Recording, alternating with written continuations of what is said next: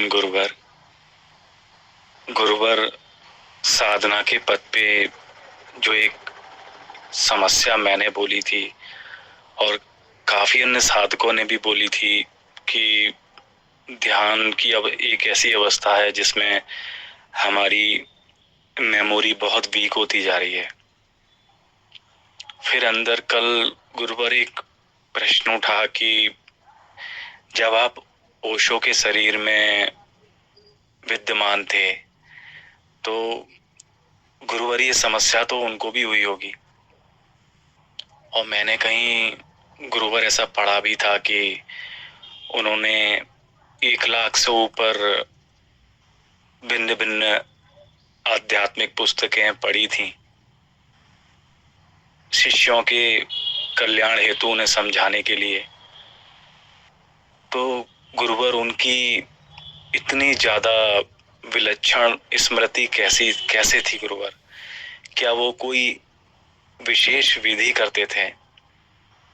और फिर गुरुवर, जब आपने बताया कि विचार ही बाधा हैं परमात्मा से मिलने के लिए, तो आपने कहा था कि ओशो भी साची भाव पर टिके हुए थे, उससे आगे का भी मार्ग है परमात्मा में लीन होने का जीवंत अवस्था में।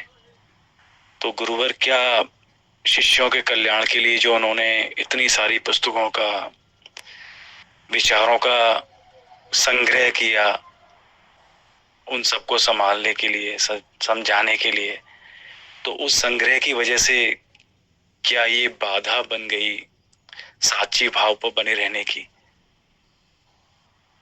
मेरा मार्गदर्शन कीजिएगा गुरुवर। और अगर ऐसी कोई विलक्षण स्मृति वाली विधि हो वो भी बताइएगा गुरुवर, जिससे हमारे आध्यात्मिक मार्ग पे कोई नुकसान ना हो, आत्मबोध में वो बाधा ना बने, ऐसा कुछ गुरुवर। आभार आपका। प्रणाम आप सभी को। प्रणाम विशाल, आपको भी। ध्यान करते करते हमारी याददाश्त कमजोर हो जाती है। हाँ, बिल्कुल हो जाती है। फिर हम क्या करें? इसके लिए ऑलरेडी मैंने कुछ ही दिनों पहले एक वीडियो बना के पोस्ट करा है। कुछ उसमें 5-7 एक्सरसाइज बताई हैं, वो आप करें तो आपकी याददाश्त ठीक होगी। क्यों कमजोर हो जाती है वो भी उस वीडियो में बताया है। आप क्या कर सकते हैं? आप शतरंज खेल सकते हैं, है ना? आप शतरंज खेलें। रात को सोते वक्त आप रिवर्स काउंटिंग करें। ठीक है, इस तरीके से जो है आप फिजिकल एक्सरसाइज करें। आप अपनी डाइट में सैलेड ज़्यादा लें। बहुत सारी चीज़ें हैं, जब आप ये करेंगे तो आपकी याददाश्त वापस ठीक हो जाएगी। ठीक है। अब ओशो की तरफ आपने बोला, ओशो ने कितनी किताबें पढ़ी? क्या अपने साधकों को या लोगों को बताने के लिए उन्होंने किताबें पढ़ी? नहीं, ऐसा 1% नहीं था।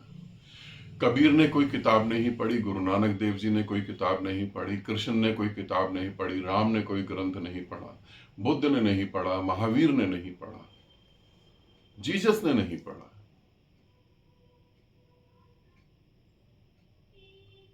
मैंने भी नहीं पढ़ा। हम लोग तो कभी साधक को अपनी बात नहीं बता पाएंगे। फिर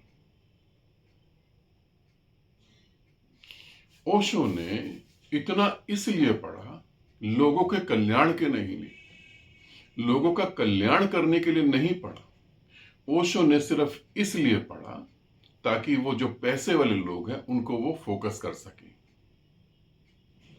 एक सभी लोगों में एक अलग तबके को, एक अलग वर्ग को उन्होंने टारगेट करा कि पैसे वाले लोग जो समझ सके। एक्चुअली जो पैसा कमा के थक गए, उन्हें सुख नहीं मिल रहा, ओशो ने उनकी तरफ फोकस करा। अब एक आदमी बिजनेस स्टैंड करता है और बिजनेस स्टैंड करने के बाद उसके पास 1000 वर्कर्स होते हैं। अब 1000 वर्कर्स होने के बाद वो आदमी दिमाग से ऐसा तो नहीं होगा कि आप कहो कि शिवलिंग पे जा जल चढ़ाओ, चढ़ाने चला जाएगा। उसकी तर्क शक्ति अच्छी होगी, वो बुद्धिमान होगा, वो एजुकेटेड होगा। वो समझदार होगा। उनको समझाने के लिए ओशो ने पढ़ा फिर, क्योंकि सीधे सीधे वो बात नहीं समझ सकते। फिर ओशो ने बोला, ओशो ने शिव पर बोला, गीता पर बोला, महावीर पर, बुद्ध पर, मीराबाई पर। ओशो ने अपने आप को ही इनके माध्यम से दिया। ऐसा नहीं ओशो मीराबाई को प्यार करते थे, या कृष्ण बहुत प्यारे थे, या गोरखनाथ बहुत प्यारे थे, या तंत्र उन्हें अच्छा लगता था। ओशो ने इन पर फोकस करने के बाद उसको पकड़ा जो इन चीजों से जुड़े हुए थे। तो ओशो ने किताबें इतनी सारी क्यों पढ़ी? इसे समझते हैं, जब आपको एनलाइटनमेंट घटती है तो एनलाइटनमेंट घटने के बाद आपके पास दो ऑप्शन होते हैं। पहला ऑप्शन क्या होता है? आप अब विदा हो जाएं, काम पूरा हो गया, अब आपके लिए यहां कुछ बचा नहीं, काम पूरा हो गया, मन समाप्त हुआ, देह समाप्त हो गई, शरीर नहीं है, मन भी नहीं है, कुछ भी नहीं है, अब आप परम शून्य में, आप जाएं, खत्म बात, उसी में बने रहें, तो शरीर छूट जाता है। दूसरा ऑप्शन, जो प्राप्त हुआ उसे बांटने के लिए चलें, उसे बांटें। ओशो ने दूसरा ऑप्शन चुना। ऐसा नहीं सोचना कि सभी सदगुरु दूसरा ऑप्शन चुनते हैं। अभी 6 महीने पीछे ही 2025 चल रहा है ना, 2024 दिसंबर में मेरे पास एक खबर आई, मेरे एक साधक ने बताया, वो मेरे साथ भी जुड़े हुए थे और एक गुरु के और साथ जुड़े हुए थे, जो गुरु जो है आराम से उत्तराखंड में बैठे अपनी साधना में लीन थे, उन्हें सब कुछ घट चुका था। और उनके गुरु के जब मेरी बात हुई तो मैंने कहा ठीक है, अब आप उतने बांटे। उन्होंने कहा नहीं नहीं, ऐसे ही ठीक है। और एक हफ्ते के बाद उनका शरीर छूट गया। सभी सदगुरु बांटते नहीं, ऑप्शन है आप क्या चुनना चाहें। ओशो ने बांटना चुना। फिर ओशो बांटते किसको? ओशो किसको बांटते? फिर ओशो ने देखा जो इतनी ऊंचाई पे पहुंच गए, अब जिसकी रिक्वायरमेंट नहीं है, जो भगवान के आगे खड़ा होकर प्रार्थना कर रहा है कि मेरा बिजनेस चले, मेरे वर्कर्स बढ़ जाएं, मेरे पास और पैसा आ जाए, नहीं, वो भगवान को ही नहीं मान रहे। ओशो ने उन लोगों को टारगेट करा। आज जो तुम देख रहे हो कि ओशो के आसपास लोग इकट्ठे हो रखे हैं, ये लोग कहीं भी नहीं थे, कभी भी नहीं थे। जब तक ओशो के शरीर में सांस थी, ये लोग थे नहीं कहीं। ओशो ने उन्हें टारगेट करा और वो लोग इनलाइटेड हुए, बुद्धत्व को प्राप्त हुए। ओशो ने अपनी एक स्टेटमेंट बोली। ओशो को एक टीवी चैनल ने, जी न्यूज या ऐसा कोई टीवी चैनल था, उन्होंने बोला कि हम आपकी बात जो है अपने चैनल पे चलाना चाहते हैं। तो ओशो ने कहा जब भी मेरा कोई प्रवचन आप चलाएं तो उसे पूरा ही चलाएं, उसमें काट छांट नहीं करें। और आज अगर ओशो कहीं से तुमको देख रहे होंगे, सभी लोगों को जो ओशो के प्रेमी हैं, जो घंटी गले में डाल के घूमते हैं, तो आज ओशो रो रहे होंगे, क्या दुर्गति कर दी ओशो की, अपने मतलब की चीज चुन ली। ओशो ने वासना के ऊपर बोला, काम वासना के ऊपर बोला। काम वासना पर ओशो ने उन लोगों के लिए बोला जो परमात्मा को पाना चाहते हैं मगर वासना दिक्कत कर रही है। हमने उन्हें कह दिया सेक्स गुरु। ओशो ने इतनी किताबें पढ़ी सिर्फ इसीलिए, ताकि वो उस वर्ग को समझा सके, इस वर्ग को नहीं। ये तो बिल्कुल अलग है, ये कभी नहीं आगे बढ़ सकता। जैसे बुद्ध आए धरती पर, बुद्ध ने समझाना चालू करा, बुद्ध का बड़ा विरोध करा हिंदुओं ने।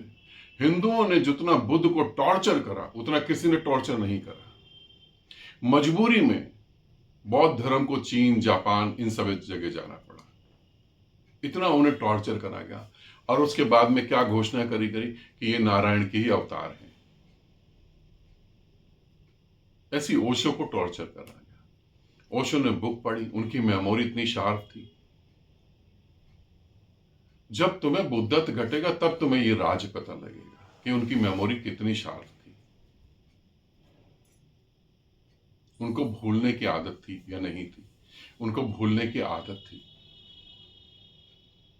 इतनी मेमोरी शार्प थी।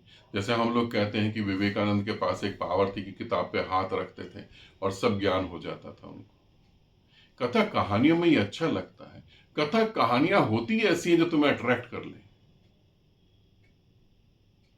किताब पे हाथ रखते थे, ज्ञान प्राप्त होता, तो रामकृष्ण परमहंस के सर पे हाथ रख के सारा ज्ञान ले लेते, फिर अधूरे में क्यों लटक गए। फिर ओशो ने साक्षी भाव में ओशो रुके रहे अपने साधकों के लिए, जिनसे प्रेम करते थे उनके लिए। ये बिल्कुल ठीक है। सदगुरु के पास दो काम होते हैं। जब आप सदगुरु की जगह पर खड़े होते हैं, जब आप सदगुरु होते हैं, तो आपकी दो रिस्पॉन्सिबिलिटी होती हैं, जो कि मैं समझता हूं कि बहुत ज्यादा जरूरी है, आपको निभानी चाहिए। ओशो ने गलती कर दी। ओशो ने सबसे बड़ी गलती करी पूरे अस्तित्व के लिए, स्वयं के लिए, और पीछे आने वाले साधक जो उनको बहुत प्रेम करते थे उनके लिए नर्क निर्मित करा। पहला क्या होता है? पहला होता है जो तुम्हें प्राप्त हुआ तुम उसे बांटना चालू कर दो, बेशर्त बांटो। बांटो। तुम्हें जूते मिलेंगे, तुम्हें सूली पे चढ़ा दिया जाएगा, तुम्हें जहर दिया जाएगा, तुम्हें मारा जाएगा, तुम बांटो बस। और जो हो रहा है उसे स्वीकार करो। ओशो ने पहली बात तो स्वीकार कर ली। दूसरी बात वो चूक गए। दूसरी बात में वो खड़े नहीं उतरे। दूसरी बात क्या थी? अब तुम अपना उत्तराधिकारी दो। अब तुम अपने पीछे किसी को खड़े करो, क्योंकि तुम जा रहे हो। अब पीछे जो लोग आ रहे हैं वो किसके सहारे खड़े होंगे? वो किसके सहारे खड़े होंगे? अब उनका शोषण होना चालू हो जाएगा। मगर ओशो एक बहुत बुरे जाल में फंस गए। जब पूंजीपतियों के हाथ में ओशो गए, आश्रम के लिए जब जैसे डोनेशन इकट्ठा करा, तो आश्रम के लिए जब डोनेशन इकट्ठा कर रहे थे पुणे आश्रम के लिए, तब वहां पर यही शर्त थी कि हम इतना लगाएंगे तो हमें मिलेगा कितना। आप तो तुम्हें ये बातें सुनने को भी नहीं मिलेंगी जो मैं तुम्हें बता रहा हूं। ओशो ने कहा जितना तुम लगा रहे हो उसको कितना भी गुना कर लो, इससे ज्यादा तुम्हें मिलने वाला है। मगर वो पूंजीपति के हाथों बिक गए। फिर वो लोग समझाते थे तुम्हें कहां बोलना है, कैसे बोलना है, कहां जाना है, क्या खाना है।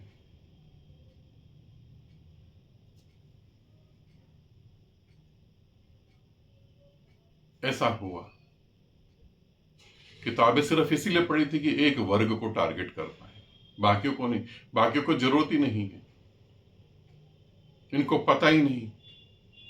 इनको पता ही नहीं, अंधों की तरह चल रहे हैं, शिवलिंग पे जल चढ़ा रहे हैं। अरे शिवलिंग पे जल चढ़ाने से कुछ होता तो बाल्टी में शिवलिंग को रख दो ना। इनको पता ही नहीं है, लगे हुए हैं पागलों की तरह। ओशो यहां पर अपना समय बर्बाद नहीं करना चाहते थे, इसलिए उन्होंने ऐसा कुछ भी नहीं करा। और जो ओशो से जुड़े, ध्यान रखना, ओशो ने बोला जो ओशो से जुड़े वो परमात्मा को प्राप्त हुए। मगर फिर भी ओशो लाख कोशिश कर लेते, परमात्मा को जिन जिन लोगों के साथ जुड़ के ओशो लाख कोशिश करते, परमात्मा को वही प्राप्त होते जिनमें कुछ खास बात होती, जिन्हें स्वयं वो अस्तित्व चाहता कि ये प्राप्त हो। और बहुत लोग चूक गए, करीब करीब रहने वाले चूक गए, मां शीला चूक गई, बहुत सारे लोग चूक गए। और बात रही मेमोरी की, तुम इनलाइटेड हो जाओ, तुम देखो मेमोरी कितनी शार्प होती है और कितनी दकियानूसी और बेकार की बातें हम इनलाइटेड व्यक्ति के लिए करते हैं। और फिर लास्ट में तुमने बोला कि इस आध्यात्मिक यात्रा में कोई बाधा पैदा ना हो। तुम दो चीजों में से एक चीज को पूर्ण जी सकते हो, इसे हमेशा ध्यान रखना। या तो परमात्मा को या संसार को।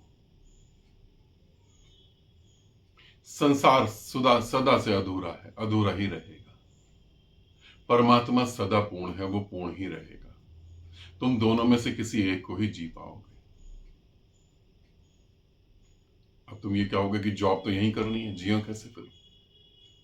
जॉब करो, परिवार के साथ जियो जैसे जीना है, मगर भीतर ये पता रहे यहां कोई मेरा नहीं है, यहां कोई भी मेरा नहीं है, यहां मेरा शरीर मेरा नहीं है, मेरी हड्डियां मेरी नहीं है, जो मैं बोल रहा हूं वो मेरा नहीं है। इसे सदा याद रखो, तो तुम उस परम सत्य को ही जियोगे, उसी में डूबोगे। और बाकी रही मेमोरी की, वो तो मैंने पहले बता ही दिया। कुछ ऐसी एक्सरसाइज करोगे वो ठीक हो जाएगा। और वीडियो तुम देखते ही हो, मगर हो सकता तुमसे वो वीडियो छूट गया हो, ये तुमने नहीं देखा हो, वरना तुम ये ऑडियो मेरे को नहीं करते। ठीक है, तो इस तरीके से चीजों को समझो और जीवन का आनंद लो। समझना दिमाग से होता है, आनंद हृदय से होता है, इसको भी समझ लेना है ना। आनंदित रहो, सदा खुश रहो। बहुत बहुत प्रेम आप सभी को और आपको।